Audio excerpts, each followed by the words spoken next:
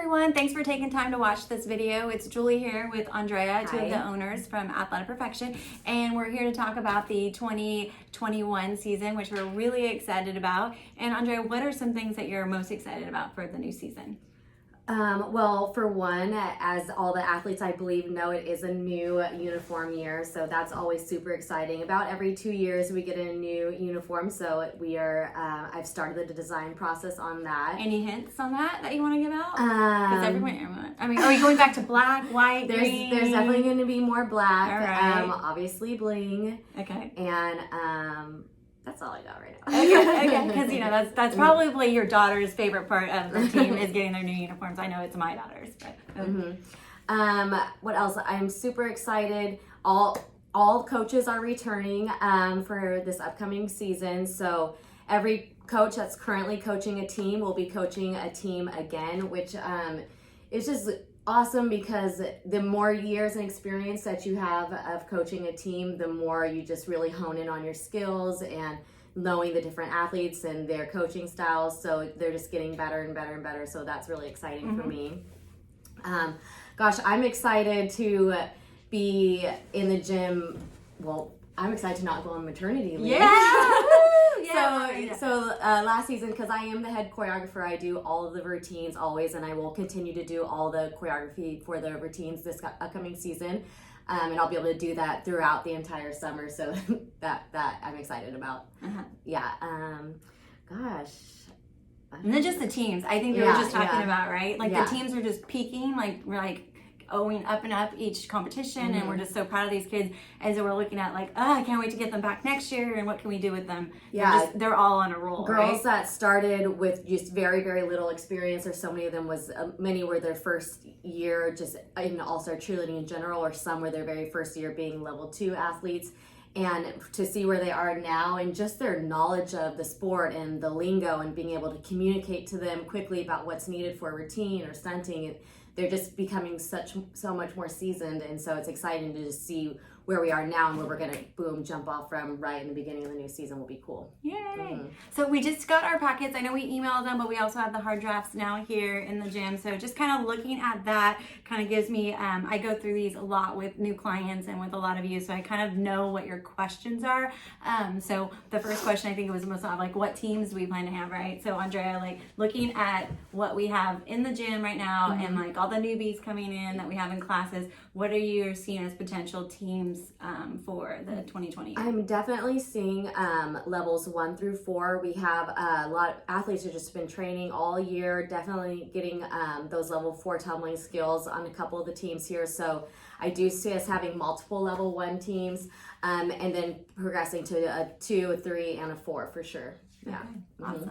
Awesome. What about, okay, so when you look at this, I think you'll see that the lowest rate is for April 1st, and then tryouts are April 25th. So a lot of people have, they want that lower rate, which is great, the 189. They want that lower monthly rate, but they also want to know what team their kid's on, and they're nervous about signing because they were like, I just want to wait to know what if my kid does, what if my kid hates their team, and we just want to wait. So what would you say to those people that want that lower rate, but have that nerves about signing early? I would say to, take a deep breath. And for one, I would always be so happy, me, Julie, Jen, to always, meet with an athlete who may be concerned or maybe even has questions. Hey, coach, where do you see me next year? Where would I fit in? Or I wasn't basing so much this year. Where do you see me where I could get a lot of basing experience? And I'd be happy to meet with any athlete one-on-one to kind of just help direct them to where I do potentially see them next year. With parents as well, I'd be happy to meet or have those conversations.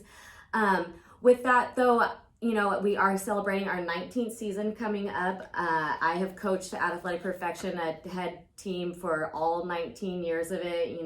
Between Julie, Jen, and I together, we have, 20 plus years in the All-Star industry experience, and it is a loyalty rate. So signing up prior to April, prior to knowing what team you're on, is the loyalty rate of you saying, hey, I love Athletic Perfection. I trust your guys' experience. I trust your judgment that you're going to put my daughter, my child on a team that is going to be age appropriate, one that she'd be with peers, you know, that she's comfortable with and enjoys, also one that's going to push her, and one that she is capable to, you know, be an asset to the team as well. So I hope that you know, I do think that it could probably be a little bit nerve-wracking for some people, but one, I just hope for the trust and, you know, let's communicate if you do feel those nerves. Well, and then the other thing is, like, what about practice times? Like, what about people concerned to, like, do you know the practice times? Because they don't want to sign before they know practice times. So we never know practice times until we know the teams, and then we adjust around that. But do you have a general idea of, like, practice times and how that would work for people? Our earliest practice start time is always 4 o'clock and 4:30 on some days. Obviously, we're Monday through Thursday. We would not ever have a permanent practice day be on a Friday or a Saturday for this upcoming season. Other than that, you know, we would give that the day that you find out what team you're on, you would find out your practice times, and those wouldn't change for the remainder of the season. But yeah, you could expect to begin 4:30. Usually the younger teams do go a little bit sooner. The latest that we would practice would be till 9 o'clock. So yeah.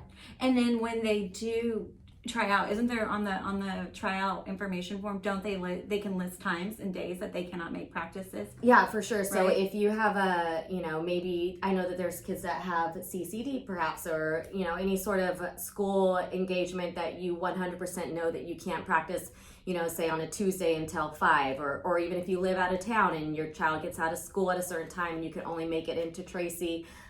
So that's just something that you'd want to communicate, and we would keep that in mind as we're creating the schedule. And prior to tryouts, because we spend a lot of time making those teams, and we have like a little chart, like, okay, this kid can't be in Mondays at 3:30, and so we will, or 4:30 or whatever. We've done that in the past. So make sure if there's any days that you don't know, that you do that. What if they can't make the tryout day? I know it's really exciting, and if by all means, if you want to make it, you should, and if you can, you should, because it's very exciting. But if you can't, I know. So do try to be there. For one, it's just such a fun experience. I like that the kids get excited, but that they also get nervous, because that combination of that feeling makes it for a really memorable Saturday for you. Again, it's April 25th. And we do a lot of fun things. They do get fitted for their practice clothes, their shoes, all that at that tryout day. So, but if you cannot make it, do let us know as soon as possible, so that way we could get you with a private tryout prior to, because we definitely want you trying out before the Saturday, April 25th, if you can't make that, not anytime after, because the teams will be decided that weekend. So just email me, Andrea at athleticperfectioncheer.com, or see Monica, or call into the front desk, and we'll get you hooked up with a private tryout. And then what do you say? I get a lot of people that are like, my kid's been on level 1 and she wants to be on level 2, or she really wants to move up this year. I know you can't guarantee that, but what would you say to those families or those kids that are asking, like, I really want to be on, you know, level 3 team next year? Yes. What do I do? So how can I make that happen? All-Star Cheerleading is, as we know, a one of the greatest team sports. But one of the biggest things that we can control individually is our tumbling skills. And so what I would say is, if you want to be on a level 2 team, then make sure that you have your level 2 tumbling skills. If you want to be on a level 3 team, make sure that you have your level 3 tumbling skills. And, you know, maybe you don't quite, but maybe you have multiple seasons at the level experience that you are, but you don't say have a level 4 tumbling skills, but you've had multiple seasons at level 3 or level 2 strong stunting skills. We take that into consideration with your experience at other aspects of the sport, and then say, hey, you know, does this athlete seem committed as far as spending extra time in the gym in tumbling classes, or is this athlete really big into taking private lessons, or somebody that we think is going to really, really be able to work hard and push themselves to get those extra higher level skills if they don't already have them. But the number one thing I would say is, you know, really hone in on those tumbling skills, and that will help you progress through the levels for sure. And then I've gotten a couple questions on Summit. So it's a little confusing. I think in the packet, it kind of just says that see the D2 Summit travel package, which that's not available yet. So that just means when that does come out, see that because that will be the pricing for the Summit. But explain Summit to those that were and why is it on this year and not last year, and what are we doing with that? So Summit is an end of the season competition that is pretty major and exclusive. Teams have to receive bids to go to it. It is something that athletic perfection teams have gone to many times in the past.